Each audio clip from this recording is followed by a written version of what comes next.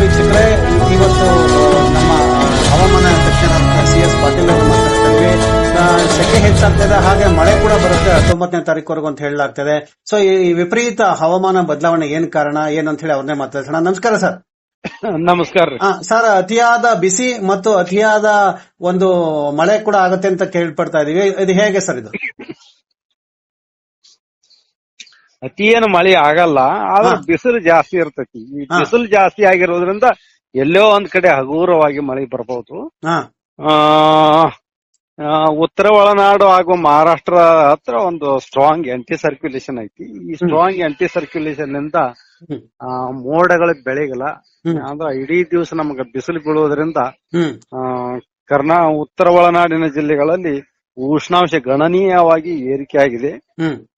ಕರ್ನಾಟಕದ ಉತ್ತರ ಒಳನಾಡಿನ ಜಿಲ್ಲೆಗಳಲ್ಲಿ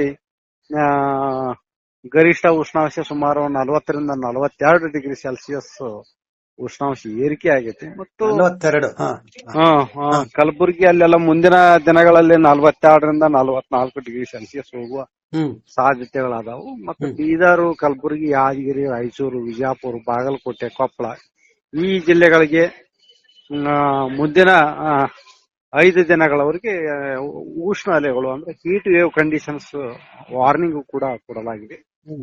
ಬೆಂಗಳೂರಿನಲ್ಲೂ ಕೂಡ ಮುಂದಿನ 5 ದಿನಗಳಲ್ಲಿ ಗರಿಷ್ಠ ಉಷ್ಣಾಂಶ ಸುಮಾರು 37-38 ಡಿಗ್ರಿ ಸೆಲ್ಸಿಯಸ್ ಹೋಗುವ ಸಾಧ್ಯತೆಗಳು ಅದಾವು.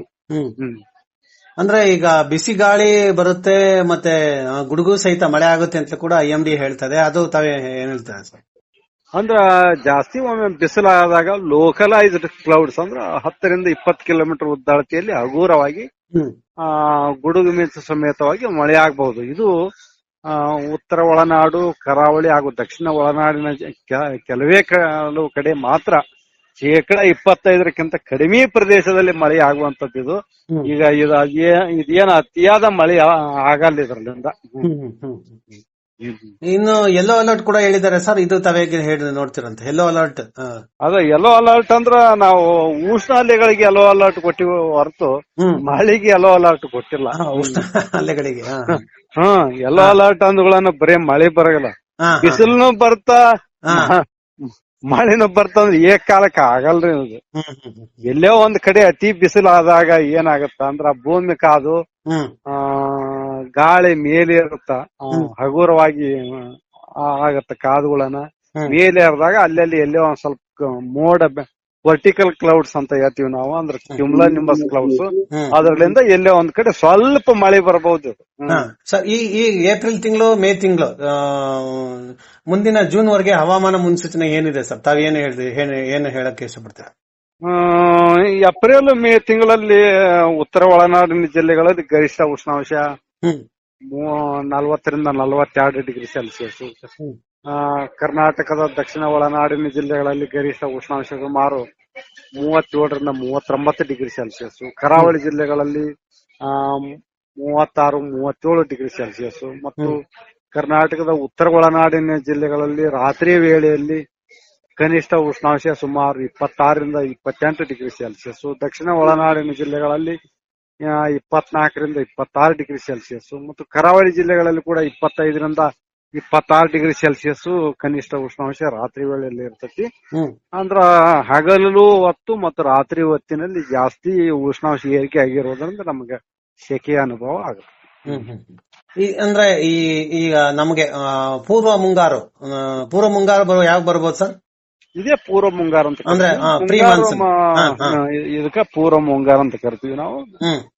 ಜೂನ್ ಮೊದಲನೇ ವಾರದಿಂದ 5ನೇ ತಾರೀಕಿನ ಮೇಲೆ ನಮ್ ಮಾನ್ಸೂನ್ ಸ್ಟಾರ್ಟ್ ಆಗೋದು. ಯಾವಾಗ ಸರ್ ಮಾನ್ಸೂನ್ ಶುರು ಆಗೋದು? ಜೂನ್ 5ನೇ ತಾರೀಕಿನ ಮ್ಯಾಲ ಇದು. ಜೂನ್ 5ಕ್ಕೆ.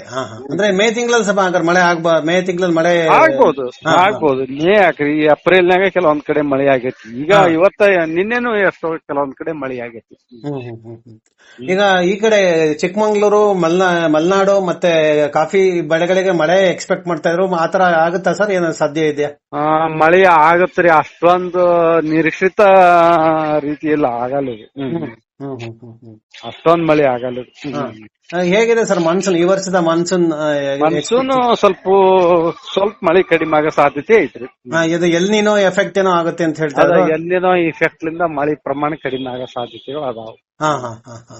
ಸೊ ಇದಕ್ಕೆ ಏನ್ ಕಾರಣ ಸರ್? ಇದಕ್ಕೆ ಈ ಒಂದು ಎಫೆಕ್ಟ್ ಆಗೋದು ಮತ್ತೆ ಈ ಮಳೆ ಕಾರಣ ಕಮ್ಮಿ ಆಗೋದಕ್ಕೆ ಏನ್ ಕಾರಣ? ಅಂದ್ರೆ ಎಲ್ಲಿನೋ ಇದ್ದಾಗ ಪೆಸಿಫಿಕ್ ಮಹಾಸಾಗರ ಅಲ್ಲಿರುವ ನೀರು ಸ್ವಲ್ಪ ಜಾಸ್ತಿ ಕಾದು ಉಷ್ಣಾಂಶ ಸಾಮಾನ್ಯ ಉಷ್ಣಾಂಶಕ್ಕಿಂತ ಹೆಚ್ಚಿಗೆ ಇರೋದ್ರಿಂದ ಮಳೆ ಅಲ್ಲೇ ಜಾಸ್ತಿ ಆಗ್ಬಹುದು. ಮತ್ತು ಅದರಲ್ಲಿಂದ ನಮಗ ಟ್ರೇಡ್ ವಿಂಡ್ಸ್ ಅಂತ ಹೇಳ್ತೀವಿ, ಅವೆಲ್ಲ ದುರ್ಬಲ ಆಕ್ಕವು. ಅವೆಲ್ಲ ಲೋ ಪ್ರೆಷರ್ ಸಿಸ್ಟಮ್ಸ್ ನಮ್ ಬಂಗಾಳ ಉಪಸಾಗರದಲ್ಲಿ ಜಾಸ್ತಿ ಫಾರ್ಮ್ ಆಗಲ್ಲ, ಇದರಿಂದ ಮಳೆ ಕಡಿಮೆ ಆಗತ್ರಿ. ಸೊ ಇದನ್ನ ಪರಿಣಾಮ ಸರ್ ಈಗ ನಮ್ಮ ರಾಜ್ಯದ ಮೇಲೆ, ನಮ್ಮ ಇದು ರಾಜ್ಯದ ಮೇಲೆ ಎಲ್ಲ ದೇಶದ ಮೇಲೆ ಪರಿಣಾಮ ಐತ್ರಿ. ಸೊ ಇದ್ರ ನಡುವೆ ಸರ್ ಈಗ ಚಿಕ್ಕಮಂಗ್ಳೂರು, ಮಲೆನಾಡು ಮತ್ತೆ ಕರಾವಳಿ ಇಲ್ಲೆಲ್ಲ ಈಗ ಮಳೆ ಕಮ್ಮಿ ಆದ್ರೆ ನಮ್ಮೆಲ್ಲ ಬೆಳೆ ಮುಳುಗೋಗುತ್ತೆ, ಬೆಳೆ ಅಂದ್ರೆ ಮುಳುಗೋಗುತ್ತೆ, ಬೆಳೆ ನಾಶ ಆಗೋಗುತ್ತೆ, ನಮ್ಗೇನು ಎಲ್ಲ ತುಂಬಾ ನಷ್ಟ ಆಗುತ್ತೆ ಅಂತ ಹೇಳ್ತಾ ಇದಾರೆ. ಸೊ ಅಂದ್ರೆ ಇದೆಲ್ಲ ನಿರೀಕ್ಷೆನಾ ಅಥವಾ ಏನು? ಜನ ಏನ್ ಮಾಡ್ಬೇಕು ಸರ್ ಮುಂದೆ? ಮಳೆ ಬರ್ದೇ ಹೋದ ಇನ್ನೊಮ್ಮೆ ಕೇಳ್ರಿ ಸರ್. ಇನ್ನೊಮ್ಮೆ ರಿಪೀಟ್ ಮಾಡ್ರಿ. ಬೆಳೆ ನಷ್ಟ ಆಗುತ್ತೆ ಅಂತ ಹೇಳಿ ಎಲ್ಲ ಬಾಯಿ ಬಡ್ಕೋತಾ ಇದಾರೆ. ಅಂದ್ರೆ ಜನ ಎಲ್ಲೋ ಒಂದ್ ಕಡೆ ತಾವು ಮಲೆನಾಡಲ್ಲೂ ಕೂಡ ಕುಡಿಯೋ ನೀರಿಗೆ ಹಾಹಾಕಾರ ಬರುವಂತ ಸ್ಥಿತಿಯಲ್ಲಿ ನೋಡ್ತಾ ಇದೀವಿ. ಟ್ಯಾಂಕರ್ ಅಲ್ಲಿ ನೀರು ತರಿಸ್ಕೊತಾ ಇದಾರೆ. ಅಂದ್ರೆ ಇದು ಮಾನವ ನಿರ್ಮಿತ ಸಮಸ್ಯೆನಾ ಅಥವಾ ಪ್ರಕೃತಿ ನಿರ್ಮಿತ ಸಮಸ್ಯೆನಾ ಅಂತ? ಇದ್ರಿ ಸರ್ ಎರಡು ಇರುತ್ರಿ, ಎಲ್ಲ ಕಂಬೈನ್ಡ್ ಇಫೆಕ್ಟ್ ಇರ್ತೈತಿ. ಏನ್ರಿ ಇದಕ್ಕೆ ಉತ್ತರ ಕೊಡೋದ ಕಷ್ಟದ ಕೆಲಸ ರೀ. ಆಯ್ತು, ನಮಸ್ತೆ ಸರ್. ನಮಸ್ತೆ. ಓಕೆ, ನಮಸ್ಕಾರ.